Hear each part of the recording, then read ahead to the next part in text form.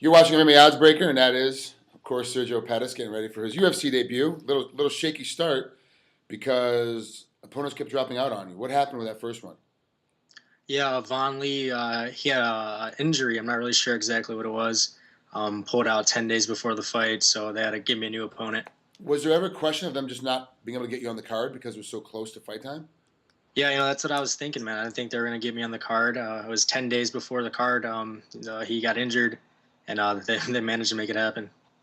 The how you may not even know because I'm sure your manager keeps you buffered from the whole process. But do you think it was a difficult process to get a guy like Will Campuzano to come in and show up for you on this next fight? Because 10 days notice to fight in the UFC is very difficult. How is difficult for your first time for your debut in the UFC to fight on 8 weeks notice?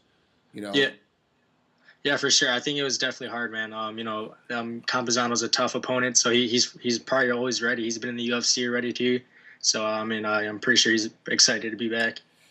you obviously hang out with your brother all the time. You're a real close family. You travel with him to all of his fights, so you've been there, already been through the media scrum and been through all this stuff with your brother. As far as when most people come in, they're not ready for that big rush of how many people are actually in the crowd and that big rush of the cameras in your face and all that stuff. But you've dealt with it being the guy behind the guy.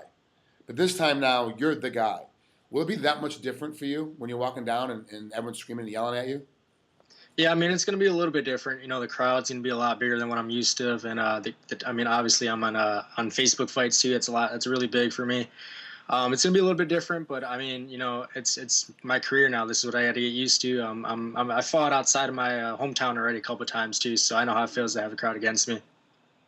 The Will Campuzano obviously coming in. He will not be a hometown favorite here in Vegas. You with the last name of Pettis, they're going to be the hometown favorite. Even if somebody doesn't know who the hell you are, they're going to know your last name, and that goes a long way. And so Yeah, you're going to have a lot more fans than you think you are when you come in there. But you're not a no. He's 13-4. He's obviously got experience, but you have a huge amount of momentum. Not to mention, you get your as a big brother myself, you get your ass kicked every day by your big brother. Not saying that's actually what happens, but he's the guy pushing you every day. He's a champ. He's making things happen, and you're having to do the exact same thing rep for rep, step for step that he does, just at an earlier age because he just happened to be younger.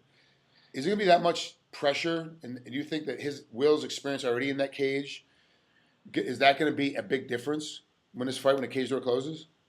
no, honestly, I don't think so. He's got a couple more fights than me. He knows how the UFC feels. He's got two losses, I believe, with the UFC. Mm-hmm. But experience that I'm not worried about that anymore. I'm 9-0. I feel like I got enough experience, 2 years of fighting, and now it's my time to shine. So I'm for sure gonna try to go out there and make a statement. And it's kind of tough to scout you. It's kind of tough to prepare for you because you have 3 KOs, which means you're great on stand up.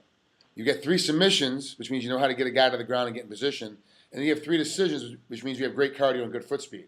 So for anybody to train for you on an 8 week notice is going to be very, very difficult.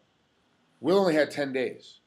So he's not going to be up to speed on everything that you do. Even if he's a fan of yours, been watching you for years, the whole time you've been fighting, he's still not going to be up to speed on what you have going on. But on the other side of the coin, you're getting ready for Von Lee. Different fighter than Will Campuzano. Did you have a problem trying to make that adjustment over the last couple of days getting ready for Will? Yeah, I got Duke as my coach. So obviously, Duke's always watching. It was a little bit different. Von Lee's a southpaw, so I was trying to hit a different angle for Von Lee. Where Will, he's an orthodox fighter, which I'm already used to orthodox fighters. Will is just, I would say, a little bit more dangerous than Von Lee. I would think he's got better stand up, he comes forward, he's got good knees. So I definitely got to hit a different angle and just go out there and react mostly. Okay, it's your first fight, it's your debut. It's tough to say. But where does this put you at the weight class of 125 when you win over Will? Is it going to put you, all of a sudden, now you're going to be a name that going to start talking about very quickly for a title shot? Or is it going to be one of those situations where it's going to be very, very slow, kind of a very slow, leaned out build?